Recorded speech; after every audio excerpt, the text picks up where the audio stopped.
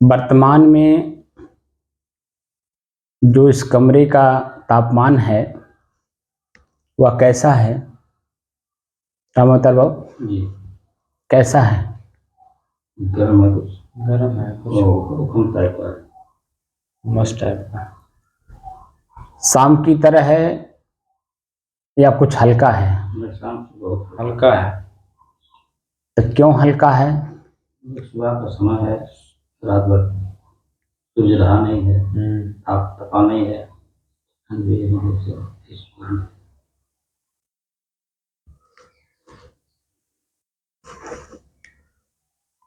शाम की तरह गर्मी इसलिए नहीं है क्योंकि सुबह का समय है।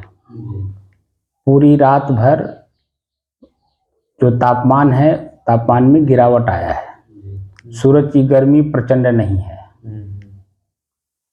शाम की तरह इसीलिए नहीं है। लेकिन वर्तमान में परसेंटेज में कुछ बता सकते हैं क्या परसेंट है? 10%, 5%, 20%? गर्मी गर्मी कम से कम 30% है। कम से कम 30%।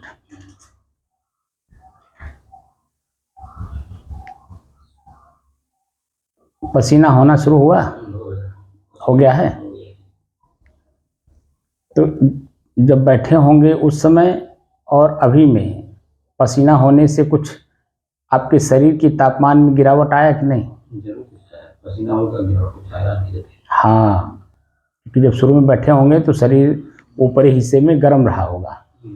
अब गर्म होने की वजह से इस कमरे का तापमान और आपके शरीर के तापमान को दोनों में गर्मी, दोनों का तापमान जो है बराबर दिखा होगा, इसलिए गर्मी लग रही होगी, ताप लग रहा होगा, आँच लग रहा होगा। और इनकी वजह से मन व्याकुल भी हुआ होगा, घबरा भी रहा होगा, बेचैन भी हुआ होगा।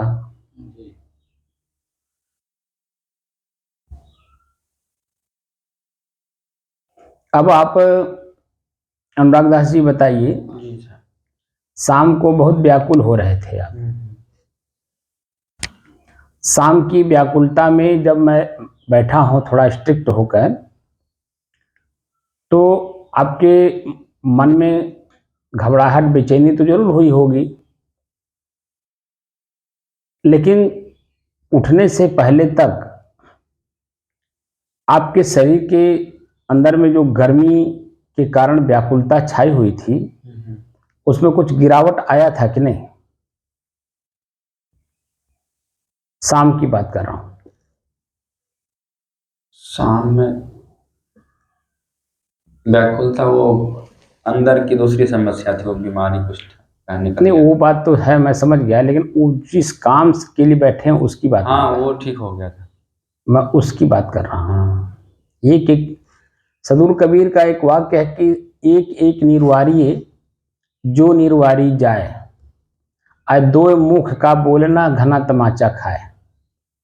एक समय में मन, इसीलिए मैं बताता हूँ कि मन चंचल है। चंचल इसीलिए है कि वो जिस बात की चर्चा की जाती है या जो काम किया जाता है उसको देखता नहीं है,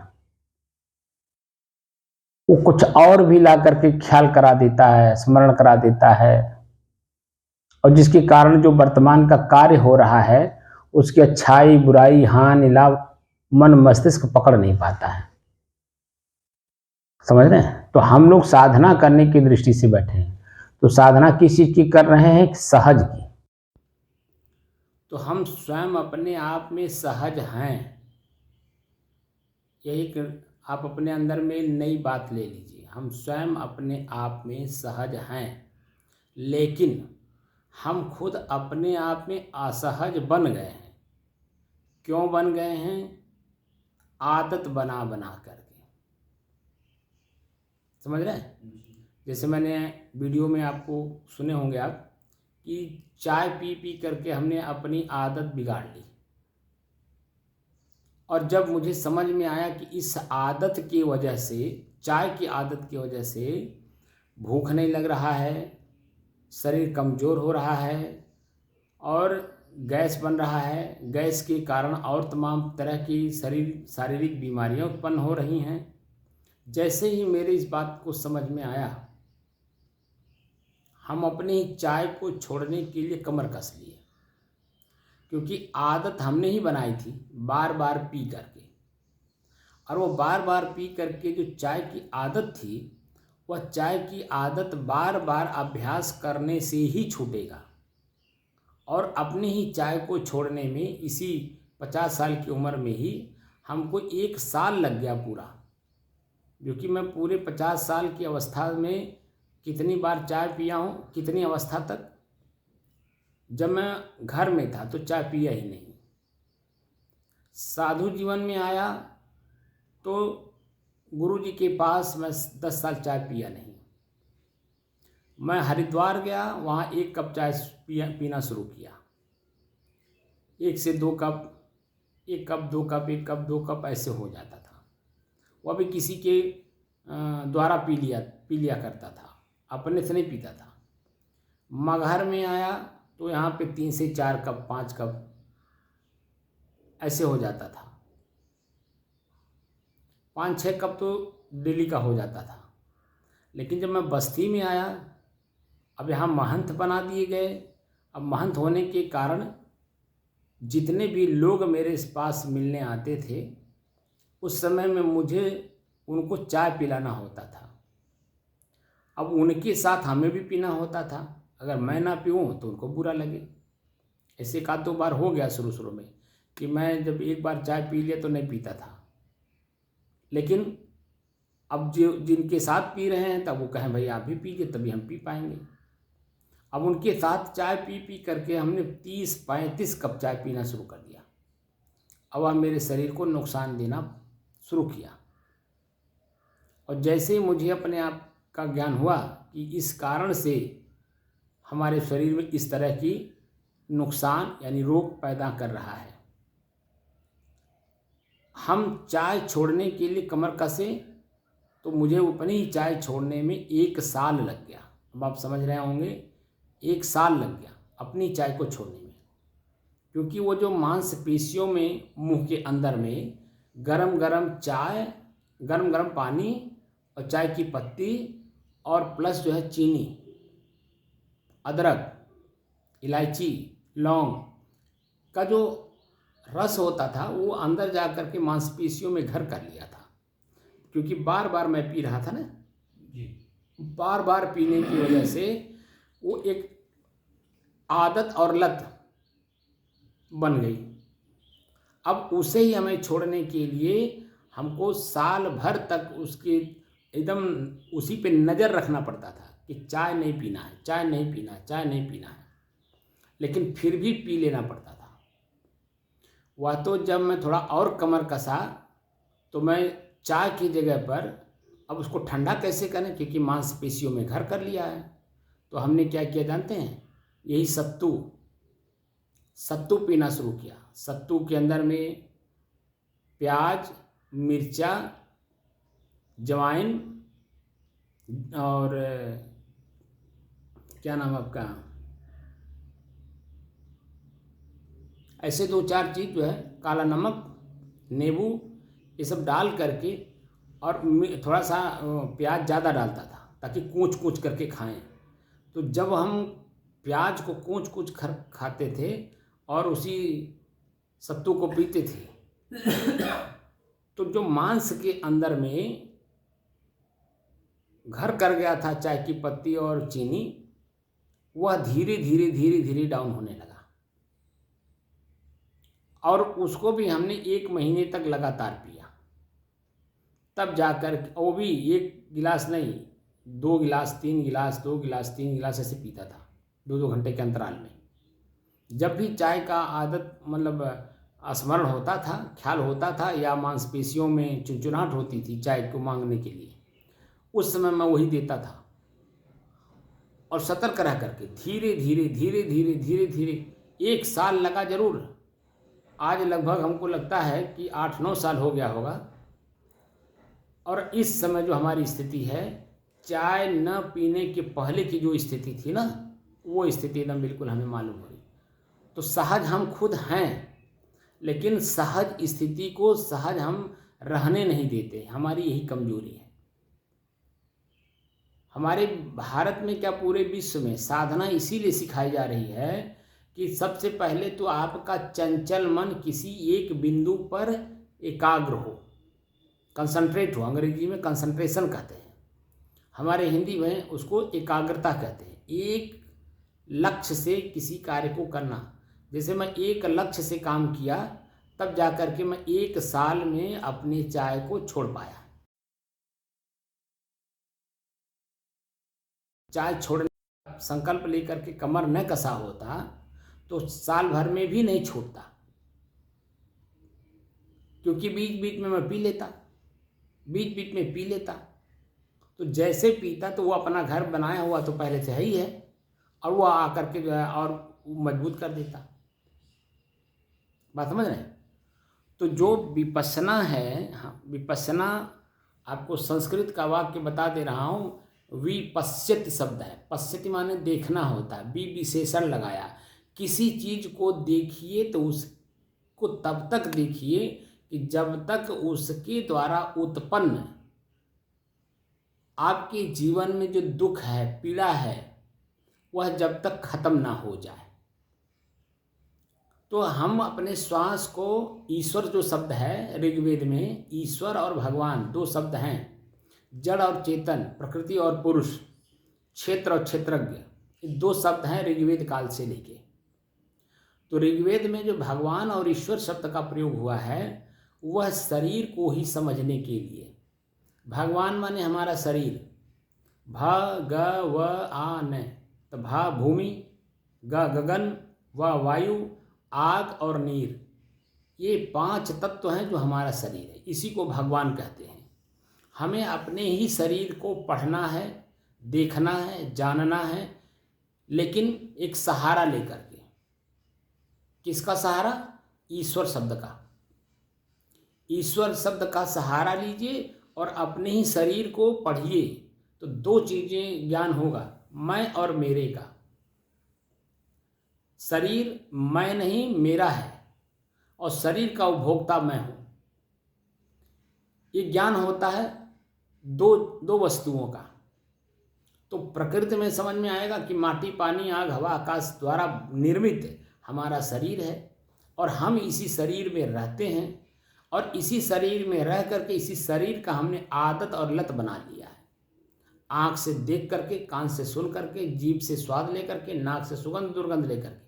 और प्रमुख कारण है मनुष्य शरीर धारण का। मनुष्य शरीर हो या कोई भी शरीर हो, शरीर धारण करने का जो मूल कारण है वो है हमारे शिश्नेंद्रिय का काम वासना। अब हमें इन्हें अपने जीवन से धीरे धीरे निकालना है। कैसे निकालेंगे? तो जो ज्योति दिखाया जाता है, बिंदु दिखाया जाता है, अनाहनाद दिखाया जाता है, या अनाहनाद सुनाया जाता है, तो ये सब क्या है? मन को कंसंट्रेट करने के लिए। हमारा मन जो चंचल बना हुआ है, संसार में, समाज में, परिवार में, शरीर में, इंद्रियों में, उनके विषय में, उनके भोग में, जो आकर्षित होकर के उसमें चंचल बना हुआ है, उसको पहले कंसंट्रेट करने के लिए, यानी एकाग्र करने के लिए।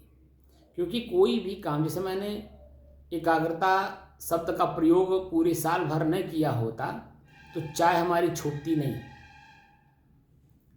क्योंकि मैं कंसंट्रेट था कि मुझे छोड़ना है तो छोड़ना है।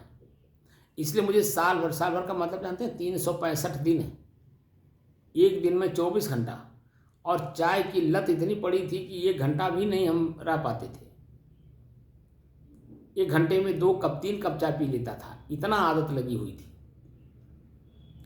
कंसंट्रेट हुआ और काम भी करता रहा, चाय के ऊपर ध्यान भी दिया कि मुझे चाय छोड़ना है, और चाय छूट गई। मैं आज उसकी चर्चा पूरा कर रहा हूँ कि चाय आज के समय में आप देख रहे होंगे कि घर घर क्या घट घट लोग जो उनमें चाय के आदती बन गए हैं, और चाय से उत्पन्न होने वाले जो बुराई हैं, रोग हैं, वो स्पष्ट देख भी रहे हैं, लेकिन अपने जीव के जो लत है उसको छोड़ नहीं पा रहे हैं। इस वजह से रोग और बढ़ा रहे हैं। चीनी नहीं भी पी रहे हैं तो भी बिना चीनी के चाय पी रहे हैं, क्योंकि वो लत लग गई है। क्योंकि कंसंट्रेट नहीं है, एकाग्र नहीं है अपने जीवन के प्रति, अपने आप के प्रति। उनको कुछ भी ज्ञान नहीं है, बस बच्चे जैसा जो भी मन में आ रहा करे जा रहे हैं, करे जा रहे हैं, करे जा रहे हैं, लेकिन उसका परिणाम क्या आ रहा है ये उनको कुछ पता नहीं। तो आप अगर साधना में लगे हैं तो साधना का उपयोग करिए अभ्यास में। जैसे श्वास को आपने देखा होगा, दिखाया जाता है कि श्वास को देखिए, तो उस पर मन को कंसंट्रेट करने के लिए, इसलिए कि कोई भी जब बुराई आपको समझ में आए कि हमारे शरीर में या हमारे मन में इस तरह की बुराई है, तो जब तक वो बुराई खत्म ना हो जाए, हमारे जीवन से वो निकल ना जाए, तब तक हमें उस पर ध्यान देना होगा एकाग्र होकर के, क्योंकि वही आपको दुख देता है, दूसरा कोई नहीं देता है। हमारे जीवन में जो आदत हमने बनाई हुई है ना, वो हमारी आदत ही हमको दुख के कारण बनता है और कोई नहीं। तो श्वास को इसलिए दिखाया जाता है कि इसमें कई चीज़ें देखिए एक साथ। तो सबसे पहले आपने जब विपश्यना में गए होंगे तो 2-3 दिन तक तो आपको खाली श्वास दिखाए होंगे, देखे होंगे ना जी। तो लेकिन उसके आगे की चीज़ें नहीं दिखाए, खाली श्वास को देखिए। तो श्वास के बाद क्या दिखा देते हैं, वह आप जो है अपने शरीर के ऊपरी हिस्से से लेकर के और अपने शरीर के निचले हिस्से यानी पाँव के जो अंगुलियां हैं उनके ऊपरी हिस्से तक, है ना, आपके शरीर में कहाँ वेदना हो रही, कहाँ संवेदना हो रही, ये आप देखिए। तो वेदना का मतलब कष्ट होता है और संवेदना का मतलब सुख होता है, आनंद होता है, ठीक है ना। तो हमारे अपने शरीर के मांसपेशियों पर जब हम अपना ध्यान केंद्रित करते हैं एकाग्र होकर के, क्योंकि श्वास को देखते देखते मन एकाग्र हो गया 4-5 दिन तक, और उसके बाद जब हम अपने शरीर को देखते हैं तो शरीर में प्रथम दृष्टिया जब बैठा जाता है तो शरीर चीरने जैसा लगता है, फटने जैसा लगता है, क्योंकि वहाँ ये भी बताया जाता है कि मन का ऑपरेशन हो रहा है। तो मन का ऑपरेशन केंद्र में रह करके उसके नियम के तहत नहीं करेंगे तो मन का ऑपरेशन कैसे करेंगे। और जब वही मन का ऑपरेशन खत्म हो जाता है 8वें-9वें दिन, आप देखे होंगे कि जब मन प्रसन्नचित, आनंदित, प्रफुल्लित, शरीर भी और मन भी, यानी कि 2 शरीर हमारे शरीर में है, एक स्थूल शरीर, एक सूक्ष्म शरीर। स्थूल शरीर जो हमारे बॉडी को कहते हैं, और इस बॉडी को चलाने के लिए जो सूक्ष्म शरीर है, इसको मन, चित्त, बुद्धि और अहंकार कहते हैं। तो ये दोनों स्थितियां आप देखे होंगे कि 10वें दिन वहाँ सेंटर से निकलने के बाद मन इतना गदगद रहता है, इतना प्रसन्नचित रहता है कि ऐसे लगता कि और लोगों को भी भेजा जाए, माता को भेज दिया जाए, पिता को भेज दिया जाए, भाई को भेज दिया जाए, परिवार के अन्य सदस्यों को भेज दिया जाए, गांव गढ़ी के लोगों को भेज दिया जाए, ऐसा मन में उत्पन्न होता है। क्यों? क्योंकि अंत में आपका मन एकदम प्रफुल्लित, प्रसन्नचित, आनंदित है। लेकिन वही प्रफुल्लित, प्रसन्नचित, आनंद मन शुरुआती दौर में क्या प्रफुल्लित, प्रसन्नचित रहता है? क्यों नहीं रहता ना? तो वो अभ्यास कर करके यानी जब हम बैठते हैं तो नसें दबती हैं, मांसपेशियां दबती हैं, हड्डी दबता है, रीढ़ की हड्डी सीधी रहती है, तो इसकी वजह से हमारा शरीर हमको चीरने जैसा लगता है, दर्द करता है, पीड़ा देता है।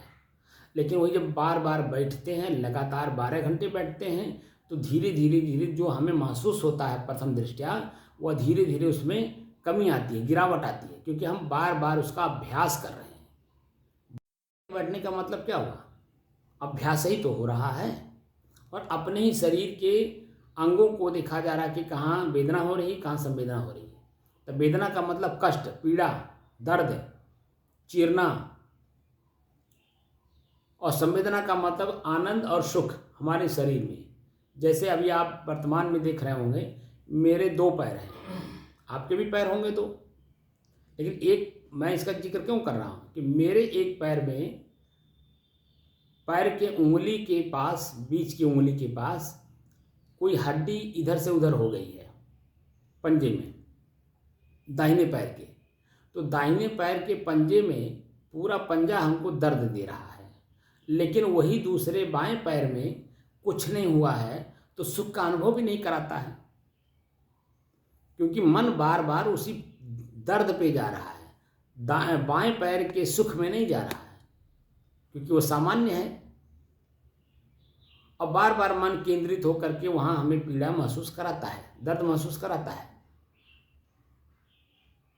लेकिन जब मैं बार बार उसे देखता हूँ, दृष्टा दृश्य के अभ्यास से उसे देखता हूँ, तो थोड़ी देर में के बाद जहाँ दर्द होता है बस उतना चींटी काटने जैसा दिखने लगता है। लेकिन जब हम उसका अभ्यास नहीं करते हैं तो पूरे शरीर में दर्द महसूस करा देता है। बात समझ रहे हैं? क्यों? इसीलिए ये जो मैं साधना सिखा रहा हूँ कि आपकी जो सहज स्थिति है, सहज स्थिति तो ऑलरेडी है ही, लेकिन जो आदत बना करके हमने असहज बना लिया अपने आप को, वो असहज स्थिति को सहज कैसे करेंगे उसके बारे में मैं पूरी जानकारी देने की कोशिश कर रहा हूँ। दे नहीं रहा हूँ, कोशिश कर रहा हूँ। क्यों? क्योंकि मैं तो साथ साथ आपके साथ मैं अपने आप को मैं मजबूत कर रहा हूँ। और आप अभी प्रथम दृष्टया मेरे साथ समाधि में आए हैं। हमने बताया भी, आप जब आए हो तो भी मैं बताया कि हमारा जो सिंबल है संत, कबीर, सहज, समाधि, योग, साधना, कितने शब्द हैं? संत हैं, कबीर हैं, सहज है, समाधि है, योग है और साधना है। 6-7 शब्द है ना। तो संत का मतलब होता है जो अपने ही मन, इंद्रिय, शरीर को अपने बस में करके शांत स्थिति में रहता हो, उसे संत कहते हैं।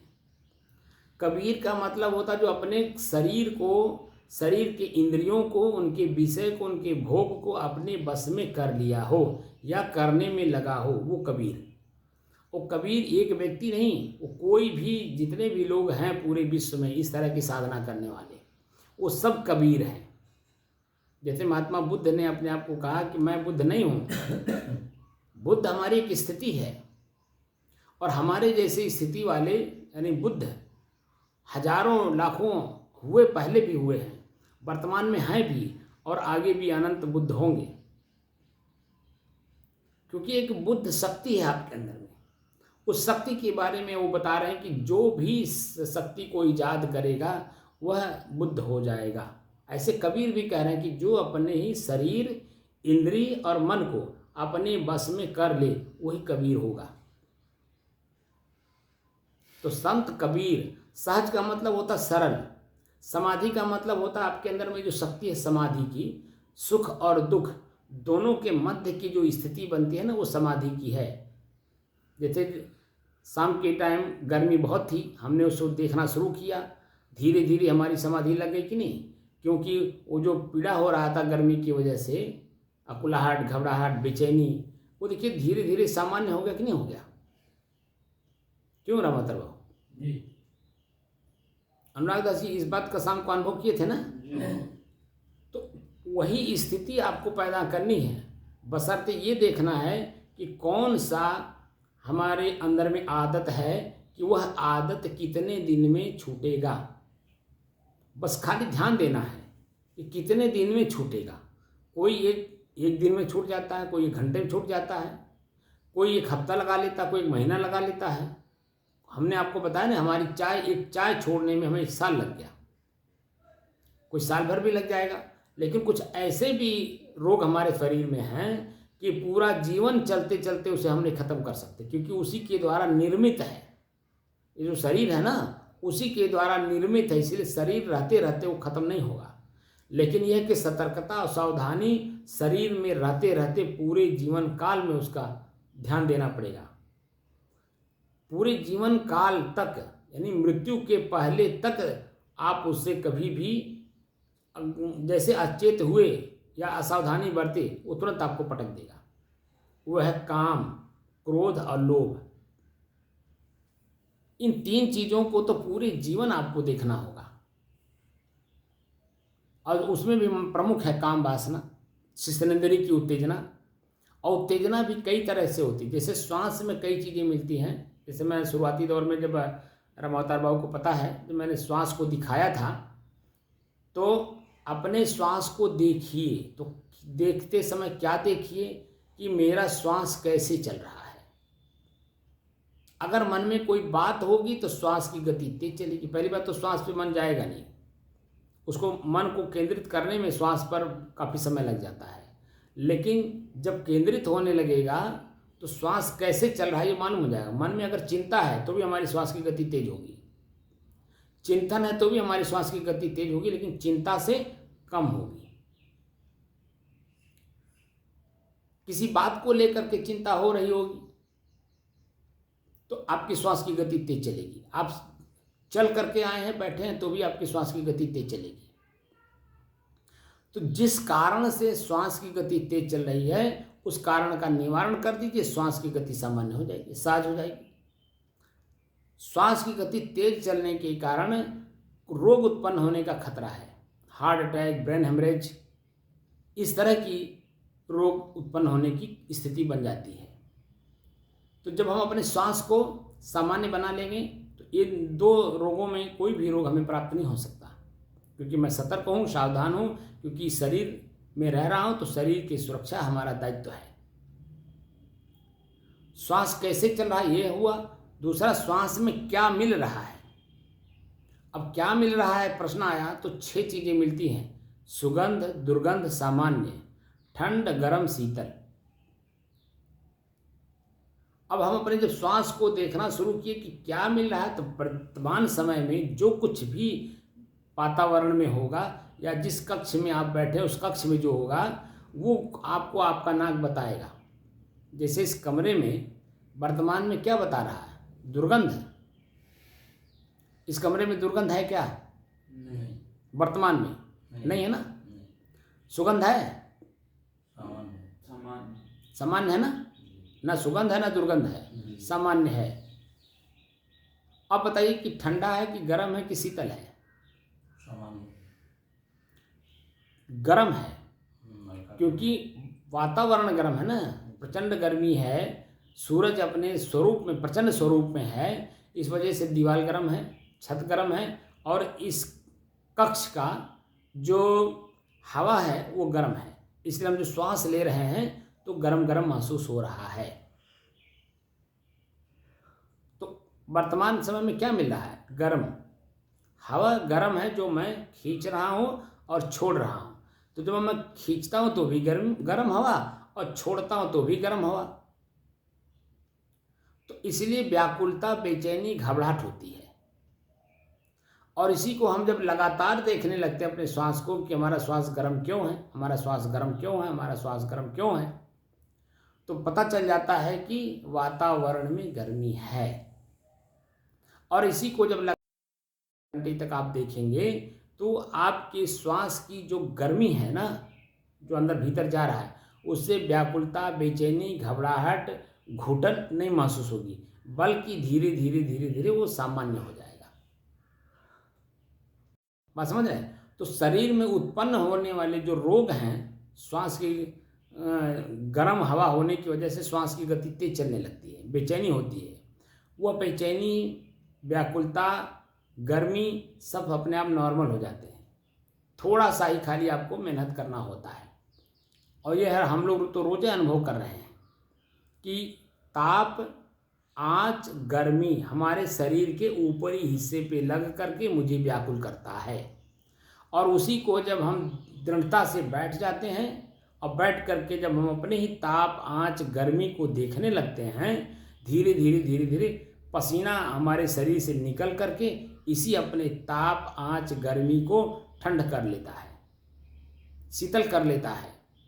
अंत में हम लोग 2 घंटे के बाद जब उठते हैं तो हमारा शरीर पहले जो असहज रहता है वही असहज स्थिति एकदम सहज स्थिति में आ जाता है, बस खाली 2 घंटे में। क्यों? क्योंकि दृढ़ता से हम लोग दृष्टादृश्य का अभ्यास करना शुरू कर देते हैं।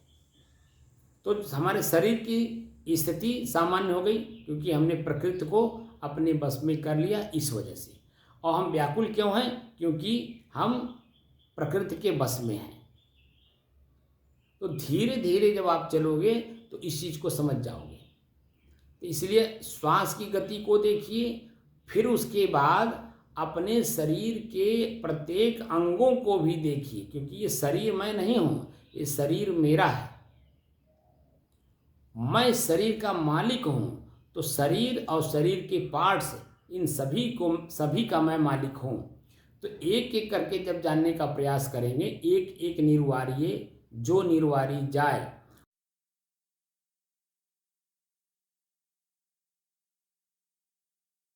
स्थल पे जा करके या साधना के समय में शरीर को एक बार टटोल लेना चाहिए कि शरीर हम साधना स्थल पे जाइए और नियम का पालन करिए। अगर आपकी शरीर की स्थिति नॉर्मल ना हो, क्योंकि आपकी वजह से या मेरे वजह से अन्य लोग वहाँ प्रभावित होते हैं। क्योंकि ये शरीर मैं नहीं, मेरा है और मैं इसी में हूँ। अगर इसकी सुरक्षा मैं नहीं करूँगा तो मेरे शरीर की सुरक्षा कोई दूसरा नहीं करेगा। समय से भोजन, समय से नींद, समय से पानी, समय से अच्छा लगता है, लेकिन समय के पहले आप करेंगे या समय के बाद करेंगे तो प्रकृति के भी, शरीर के भी दोषी हो जाएंगे, परिवार और समाज के तो दोषी होंगे ही।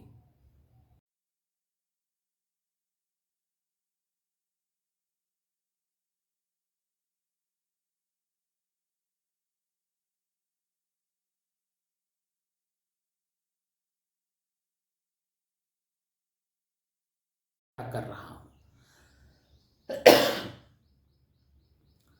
तो मेरी जो साधना है वह एक एक करके जब तक पूरा हम उस पर अपना कमांड यानी पकड़ ना बना लें तब तक हमें उस पर चलना है। हम अपने साधक को अपने मन को केंद्रित करने में अपने श्वास के ऊपर कम से कम 1 से 1.5 साल लग गया। क्यों रामोतर बाबू? जी सर। और उसके बाद हमने श्वास की गतियों को देखा, शरीर के ऊपरी हिस्से को देखना शुरू किए। ताप, आंच, गर्मी कहाँ लग रही है? शरीर के ऊपरी हिस्से पर। पसीना, शरीर और मैं, श्वास, नाक और मैं। हमने इनको ये भी निर्देश किया है 2 पॉइंट पे। एक तो बहुत ज़्यादा जहाँ लोग बोलते हो, किच किच किच किच की आवाज़ आती हो, उस जगह बैठ करके आप साधना करें, अपने श्वास को देखिए और इतना अभ्यास करिए कि वह बाहरी आवाज़ हमारे कान में हमारे तक न पहुँचे। इतना भीतर से मजबूत बनिए।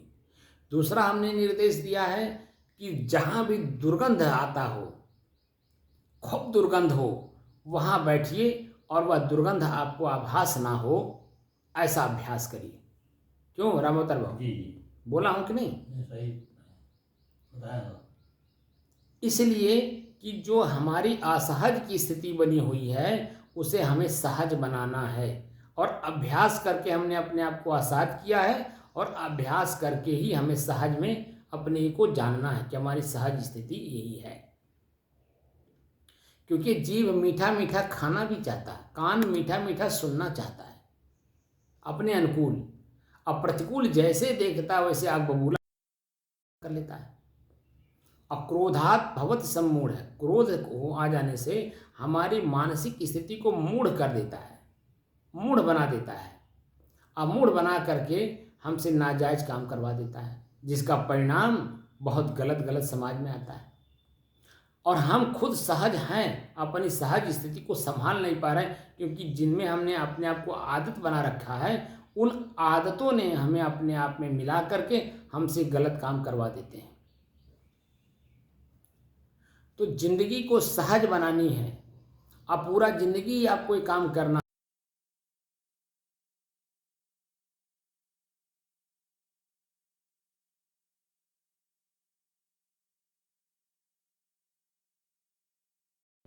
तेज है, मध्यम है, धीमी है, और श्वास के ही ऊपर हमें सब मालूम हो जाता है। हमारे मानसिक स्थिति, शारीरिक स्थिति, पारिवारिक या सामान्य हो या अनुकूल हो, हमारे श्वास की गति हमको बता देती है कि वर्तमान, और उसी श्वास को ही आप सामान्य बना लीजिए। बस ज़्यादा नहीं, 15 से 20 मिनट, आधा घंटा अपने श्वास की गति को देखिए। यह शारीरिक स्थिति है, वो अपने आप सहज हो जाएगी और वही समाधि लग जाएगी।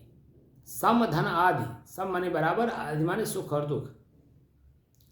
जब आप दुख को देखना शुरू करते हैं तो दुख धीरे धीरे धीरे धीरे अपने आप नॉर्मल होता चला जाता है और अंत में जाकर के सुख का अनुभूति कराता है।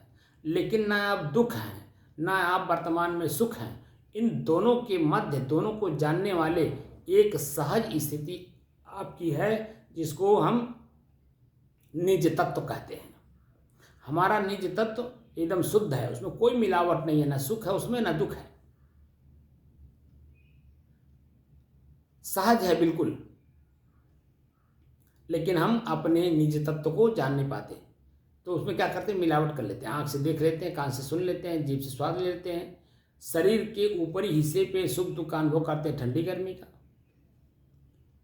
अब शाम को इतना भयंकर गर्मी लग रही थी क्योंकि उमस था, बारिश हल्की सी हो जाने के कारण पृथ्वी ठंडी तो हुई नहीं, वातावरण ठंड हुआ नहीं, तो वातावरण में भी गर्मी प्लस जब इनकी जो हल्का सा बारिश होने के कारण उमस हो रहा था, वो और बढ़ा दिया। भाप बन रहा था ना नीचे से, तो और बढ़ा दिया था, इसलिए शाम को काफ़ी ज़्यादा लग रहा था। लेकिन जैसे ही दृढ़ता से हम लोग बैठ गए तो देखिए कि थोड़ी देर के अभ्यास से दृष्टादृश्य का अपने शरीर जो ताप, आँच, गर्मी, जलना जैसे अनुभव हो रहा था, वो धीरे धीरे धीरे धीरे अपने आप नॉर्मल हो गया, सहज हो गया। लेकिन उस समय में जब हम लोग देखना प्रारंभ किए तो कष्ट में भी कष्ट लग रहा था। लेकिन जब देखना शुरू किए, अभ्यास करते करते आधे घंटे पौन घंटे के अंदर में ही आपकी असहज स्थिति एकदम सहज हो गई। तो हम खुद अपने आप में सहज हैं, अपने सहज स्थिति को जान नहीं रहे और असहज और बनाते जा रहे हैं, और आदत बना करके अनुकूलता देखना चाहते हैं। अनुकूलता कहाँ मिलेगा आपको?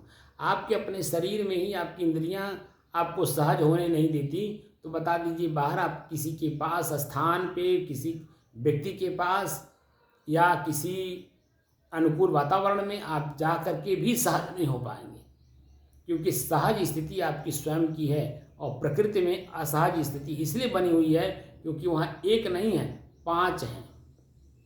माटी अपना काम करता है, पानी अपना काम करता है, अग्नि अपना काम करती है, वायु अपना काम करता है, आकाश अपना काम करता है। ये पांचों लोग जो है अपने अपने काम में लगातार लगे हुए हैं। तो आप बता दीजिए कि वो लगातार जो काम करने वाले लोग हैं वो सहज स्थिति कैसे होने देंगे? सहज स्थिति तो तब होती है कि काम करना बंद हो जाए। लेकिन प्रकृति में तो वो निरंतर चलने की प्रक्रिया है, तो निरंतर चलने की प्रक्रिया को हम स्थिर नहीं कर सकते। लेकिन मैं स्वयं अपने आप में स्थिर हूँ, हम अपने आप को स्वयं स्थिर करके अपने आप को सहज बना सकते हैं। जैसे गर्मी काफ़ी लगने के कारण हम लोग असहज थे, और उसी को जो है हमने अपने बस में कर लिया, धीरे धीरे हम अपने आप को सहज बना लिए। ना ताप लग रहा है, ना आँच लग रहा है, ना जलने जैसा, हमारा शरीर जल भी नहीं रहा। तो अपने आप को ही हमें स्थिर करना है, और कैसे करेंगे ये अपने ऊपर निर्भर करता है। अगर गुरु का सानिध्य मिल जाए, संत गुरु का सानिध्य मिलेगा, तभी असहज स्थिति सहज में आएगी। अगर संत गुरु जब तक आपको नहीं मिलेंगे और उनकी वाणी पर विश्वास करके, एक नहीं 1000 लाख % आपको विश्वास करके उनके साथ चलना होगा। बिना विश्वास के पति पत्नी का संबंध नहीं रह पा रहा है, माता और पिता का नहीं रह पा रहा है, पिता और पुत्र का नहीं रह पा रहा है, तो हमारा आपका तो मात्र धर्म का संबंध है, अध्यात्म का संबंध है। तो यहाँ पे भी, यहाँ तो एक नहीं 1,00,000% आपको जो है विश्वास करके चलना होगा, तब जा करके आपके अंदर में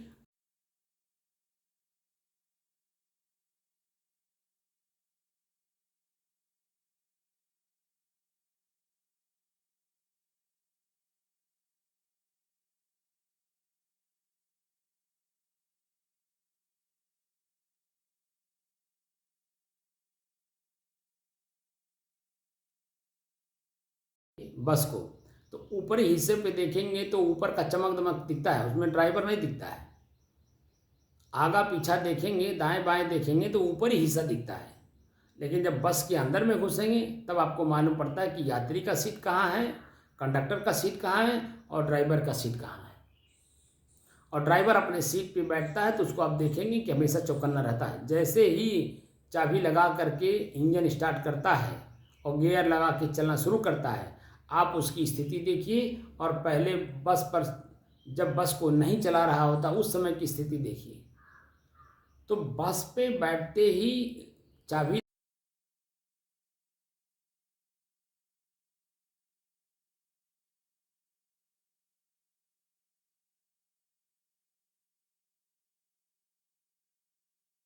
अंदर हर यात्री पर उसका अपना नज़र रहता है। ऐसे ही आपको भी बस के ड्राइवर की तरह चौकन्ना रह करके, चेतना में रह करके आपको साधना करनी होगी। और वह भी खाली 10 दिन के लिए नहीं, 2 घंटे 4 घंटे 10 घंटे के लिए नहीं, यह पूरे जीवन अगर आपको चलना हो तो इसका जो असली तत्व है वह मिलेगा। नहीं तो जैसे सभी लोग भटक रहे हैं और आप भी उसी तरह से भटकते रह जाएंगे। तो भटकाव खत्म होगा तब जब दृढ़तापूर्वक आप एक जगह स्थिर होंगे तब। अब वह भी भीतर में स्थिर होंगे। अब भीतर में स्थिर हुए बिना बाहर का भटकाव खत्म होता नहीं है। समझ में आ रहा कि नहीं आपके?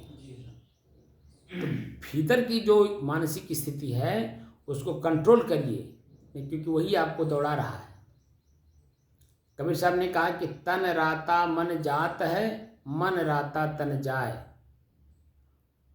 मन जहाँ जहाँ जाता है शरीर को वहीं वहीं लेके जाता है, और जहाँ जहाँ शरीर जाता है मन और अलग से बनता चला जाता है। जो पहले का स्टोर किया हुआ मन है वो तो रहता ही है, वो ख़त्म भी नहीं होता है, लेकिन जहाँ जाएगा वहाँ और आँख से देखना शुरू करेगा, जीभ से स्वाद लेना शुरू करेगा, कान से सुनना शुरू करेगा, पैर से चलना शुरू करेगा, तो एक नया नया जो संस्कार और भरते चले जाता है। पहले का निकला नहीं और नया नया उसमें आप डालते जा रहे हैं। तो वो संस्कार निकले बिना आप हल्के नहीं होंगे, चाहे अच्छे का संस्कार हो चाहे बुरे का संस्कार हो। दोनों को निकालने के बाद ही आपकी अपनी जो सहज स्थिति है वह आपको प्राप्त होगा, अनुभव होगा। अनुमाने पीछे भाव माने उत्पन्न होना। साधना का जो साधना पद्धति है उसे स्वयं में धारण किए बिना अनुभव नहीं होता, प्रयोग करना पड़ता है। जैसे कल शाम को हम लोग बैठे साधना की दृष्टि से कि गर्मी को जीत लेंगे, जो ताप लग रहा है, आँच लग रहा है, आँच की वजह से जलने जैसा लग रहा है, और उसकी वजह से व्याकुल है मन, बेचैन है मन, घबरा रहा है मन, घुटन महसूस हो रही है, श्वास लेने में दिक्कत हो रहा है, तमाम परेशानियां दिख रही थी। और वही जब हम 1 घंटे के लिए दृढ़तापूर्वक, 2 घंटे के लिए दृढ़तापूर्वक बैठ गए तब पता चला कि अंत में जाते जाते जाते एकदम नॉर्मल हो गया, एकदम सहज हो गया। जो पहले असहज हमारी स्थिति बन रही थी, बैठने का मन नहीं कर रहा था, उसी को हमने दृढ़तापूर्वक बैठ करके सहज बना लिया। तो सहज हैं हम स्वयं तब तो सहज बना पाए। अगर हम स्वयं सहज ना होते तो जो परिस्थितियां बदली हुई थी, वातावरण बदला हुआ था, हम उसको सहज कर पाते? इससे साबित होता है कि मैं स्वयं अपने आप में सहज हूँ, लेकिन अपने स्वयं की सहजता का हमें ज्ञान नहीं है। इसलिए साधना करिए संत गुरु की सानिध्य में और धीरे धीरे चलिए, ये नहीं दौड़ करके। आप विद्या, कौन सी विद्या सीखना चाहते हैं कि दौड़ा करके आपको वो प्राप्त हो जाए?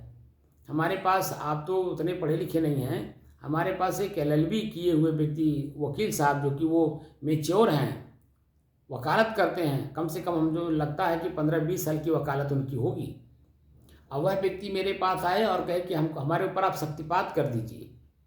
हमने कहा शक्तिपात कर दें कि वो तो खाली थोड़े समय के लिए शक्तिपात होता है, क्षणिक मात्र के लिए। आपके सर पे मैं हाथ रख दूंगा, थोड़ी देर में आपको शांत पूर्वक बैठा दूंगा, पता चलेगा कि थोड़ी देर में आपका मन एकदम बिल्कुल सारी बातों को भूल करके थोड़ी देर के लिए अनुभव हो जाएगा। तो इससे काम नहीं चलने वाला।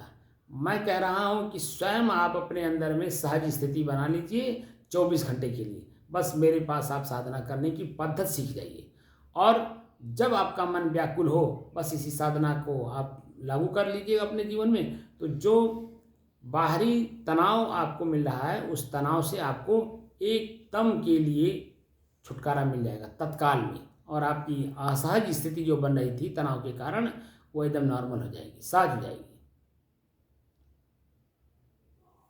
लेकिन वो नहीं कर पाए, वो कह रहे थे नहीं हमको शक्तिपात कर दीजिए। पूछे रामोतार बाबू साक्षी हैं। जी जी जी। हम आपके अंदर में स्वयं कुआं खुदवा देना चाहते हैं कि स्वयं कुआं खोद लो, और स्वयं के अंदर में जब कुआं रहता है, जैसे जिस घर के मालिक ने अपने घर के अंदर में आंगन में कुआं खुदवा लिया है, उसको पानी की कभी कमी पड़ती ही नहीं, जरूरत नहीं, कमी नहीं पड़ती है। वो जब मन करता है, दिन में, रात में, सवेरे, सुबह, शाम, जब भी मन करता है तो अपने कुएं से निकाल लेता है, पानी पी करके अपने भी तृप्त होता है, 2-4-10 हज़ार लोगों को भी पिला करके तृप्त कर देता है। तो इस शरीर रूपी मकान में हृदय रूपी कुआं आप खोदिए, और खोद करके स्वयं अपने आप को ठंडा होइए, और अपनी ठंडी दूसरे के ऊपर भी बिखेरिए। बात समझ रहे हैं? तो मेरा उद्देश्य यही है कि आप अपने आप को एकदम नॉर्मल बनाइए। और पहली बात तो हमारे यहाँ कबीर साहब कहते हैं, बोलना कासो बोलिए रे भाई, बोलत ही सब तत्व नसाई, बोलत बोलत बाढ़ बिकारा, बोलिए सो जो पड़े बिचारा, मिलहि संत बचन दुई कहिए, मिलहि असंत मौन होए रहिए।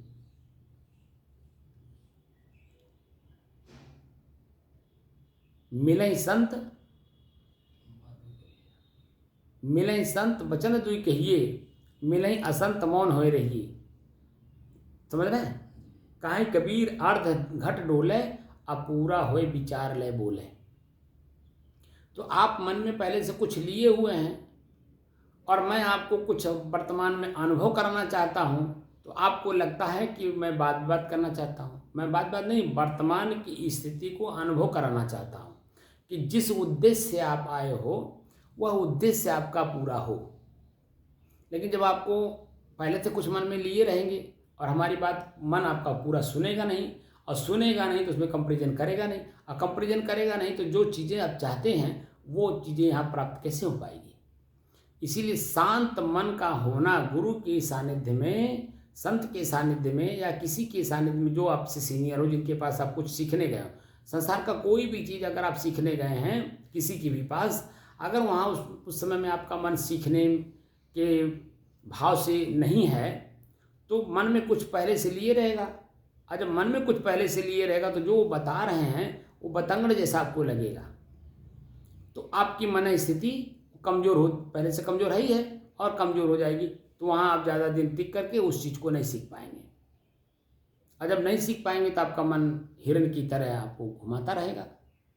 यहाँ जाएंगे तो वहाँ मिल जाएगा, वहाँ जाएंगे वहाँ मिल जाएगा, वहाँ जाएंगे वहाँ मिल जाएगा, जो कि कहीं बाहर कुछ मिलने वाला ही नहीं है। मिलता है आपके अपने शरीर के भीतर ही, आपके स्वयं अपने विचार में ही मिलता है, चिंतन में ही मिलता है। लेकिन वह चिंतन और विचार हम करना नहीं चाहते, और अपनी कमी को दूर करना नहीं चाहते। तो बताइए, अपनी कमी दूर किए बिना, क्योंकि वो भीतर की कमी है इसलिए कोई दूसरा निकाल भी नहीं सकता। स्वयं के ही इच्छा से ही आपकी भीतर की कमियां दूर होंगी, और जब कमी दूर होगा तो अच्छा ही अपने आप आ जाएगा। जैसे मैंने बताया ना कि मैं पहले सहज था जब चाय नहीं पीता था, लेकिन चाय पी करके हमने आदत बना ली तो असहज स्थिति हमारी बनी कि नहीं, और हमने कमर कसा, साल भर भले लगा, लेकिन चाय को छोड़ करके फिर पुनः उसी सहज स्थिति में मैं हूँ कि नहीं। खराई हो जाती थी, जैसे 10 मिनट बीतता था खराई हो जाता था। अब स्थिति है कि 12 बजे तक भी मुझे कुछ ना मिले तो खराई नहीं होती है, एकदम नॉर्मल हमारी स्थिति बनी रहती है। ना खराई के कारण बुखार होता है, ना जुकाम होता है, ना खांसी होती है, कुछ नहीं होता है। नहीं तो हमारी बड़ी असहज स्थिति हो जाती थी। जैसे चाय हमको 10 मिनट नहीं मिला, जैसे ब्रश कर लिया, ब्रश करने के बाद 10 मिनट के अंदर में अगर चाय नहीं मिला तो जान लीजिए कि मेरी स्थिति खराब हो जाती थी। शरीर की, हमारी नहीं, शरीर की स्थिति खराब हो जाती थी। सर्दी, जुकाम, बुखार, खांसी सब हो जाता था। और आज स्थिति यह है कि हमकी कोई ज़रूरत नहीं है, बस ठंडा पानी पी लेता हूँ, और ठंडा पानी पीते समय हमें महसूस होता है कि मैं कुछ पी रहा हूँ। और जब मैं चाय पीता था वो विशेष होता था, वह मुझे जलन का अनुभव करता था। और पानी पीता हूँ तो शीतलता का, ठंडी का अनुभव कराता है। तो दोनों में कितना फर्क है, क्योंकि मेरा मन एकदम शांत है और स्थिर है, और 1 मिनट के लिए नहीं, 1 सेकंड के लिए भी मेरा मन कहीं इधर उधर नहीं होता है, क्योंकि मैं अपने मन पर अब सवार होने का प्रक्रिया जान गया हूँ। और वही सब मैं चाहता हूँ कि आप लोग भी सीखिए और सीख करके अपने मन पर सवार हो जाइए। मन को अपने ऊपर हावी न होने दीजिए, अपने ऊपर सवार मत होने दीजिए, बल्कि मन के ऊपर आप हावी होइए और मन को अपने बस में कर लीजिए। धीरे धीरे देखेंगे कि ही आपका मन आपके बस में हो करके आपके आज्ञा का उल्लंघन नहीं करेगा, आज्ञा पालन करेगा। जो भी ऐसे हाथ जोड़ करके बैठा रहेगा, आपका क्या आदेश है, शांत चित्त बैठा रहेगा, क्योंकि आपको मन की स्थिति का पता चल गया कि हमारा ही मन हमको कष्ट देता है, पीड़ा देता है। और मन बना कैसे, हमने इंद्रियों से जो देख सुन भोग लिया, उसी का जो संस्कार बना हुआ है वही मन है, और वही बार बार हमें ख्याल कराता है, और ख्याल कराना ही मन का काम है, कुछ नहीं। तो हम अपने मन, इंद्रिय, शरीर को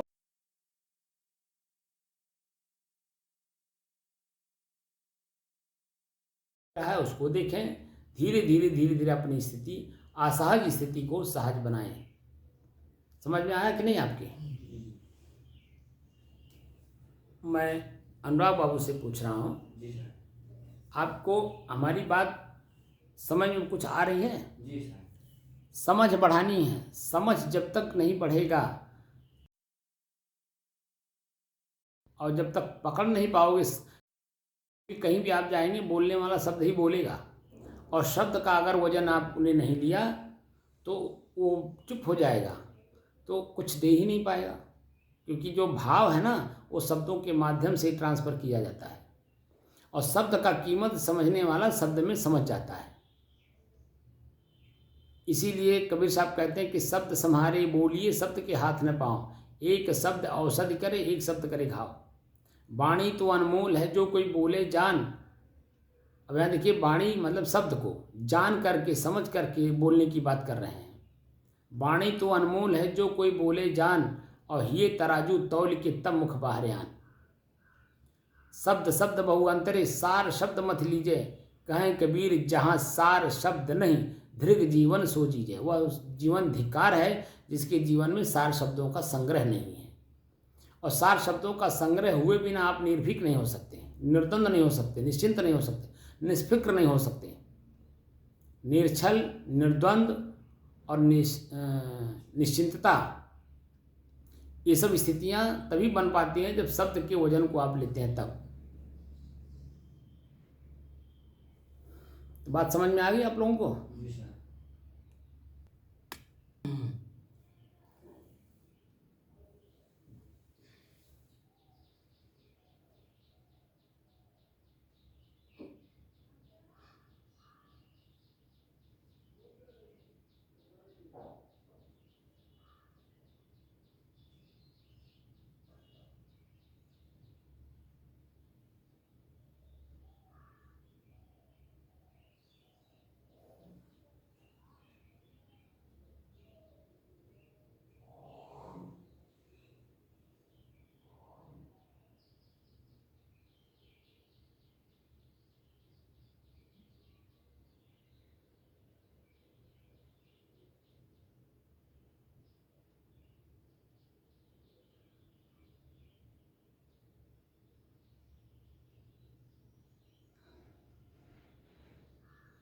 अपने ही चंचल मन को अपने ही बस में करके एकाग्रता, स्थिरता एवं स्वयं अपने आप में शांति का अनुभव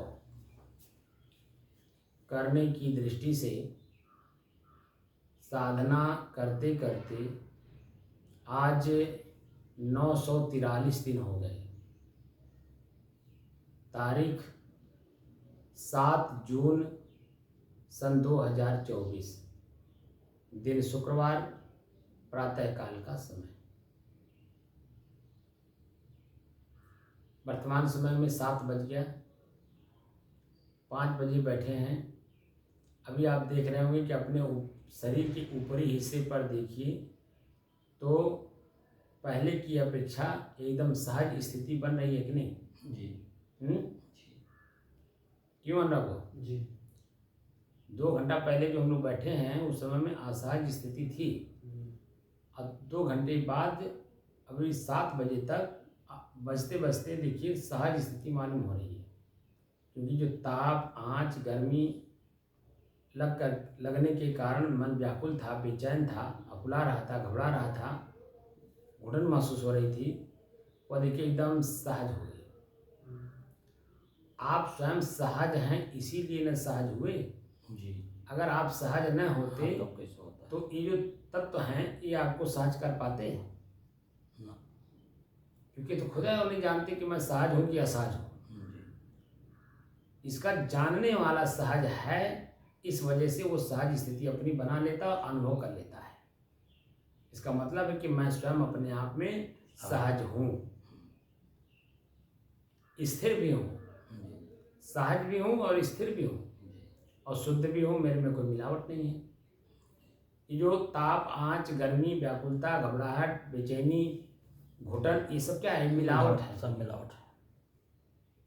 और उस मिलावट की वजह से हम दुखी अपने आप को मान लिए थे और थोड़ी सी दृढ़ता दिखाए सब गायब हो गए और हम अपने सहज स्थिति में आ गए।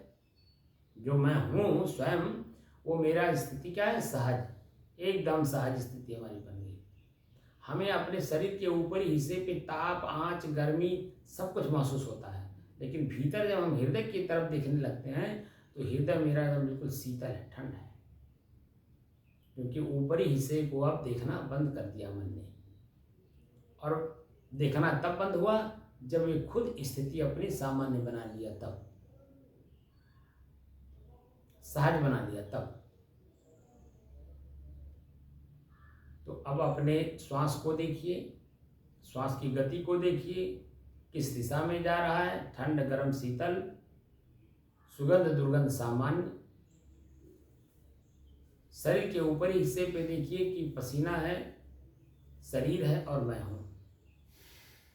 अब इसके द्वारा उत्पन्न मन की और क्या क्या स्थिति बन रही है? व्याकुल बेचैनी घबराहट, इन सबको भी देख लीजिए और धीरे धीरे धीरे धीरे शरीर मन और इंद्रियां सब एकदम सहज हो गई।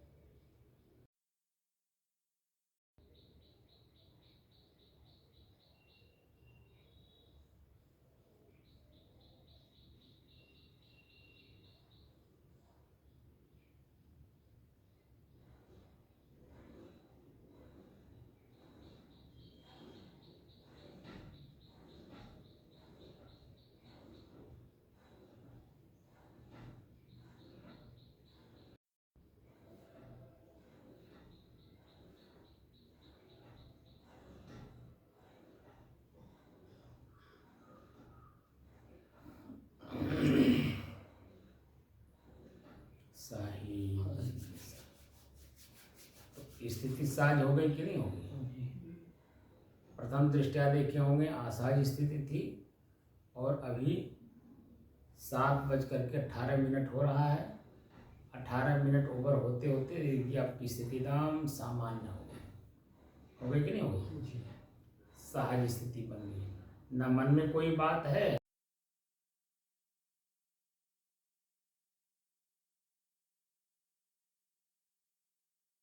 इन सबको हम सहज कर ले गए, लेकिन वही हम अपने को नहीं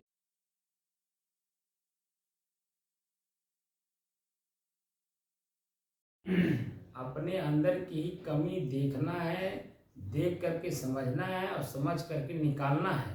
तो हमारी जो स्थिति प्रथम दृष्टया असहज बनी हुई है वो जैसे निकलेगा वैसे अपने आप सहज हो जाएंगे।